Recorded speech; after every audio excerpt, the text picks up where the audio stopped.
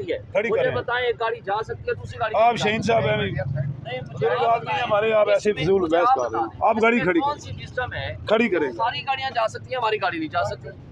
आप लोग साफी हो, आप लोग इस बात को समझते हो, ये इनकी बेईमानी, इनकी बदनीयती, इनकी डिस्क्रिमिनेशन सिर्फ इसलिए है कि हम लोग इमरान खान को मिलने के लिए आए शहीन हुए साहब हैं। ये बताइएगा, आपको आगे जाने की इजाज़त क्यों नहीं दे रही है, इसकी वजह क्या है? बेईमानी,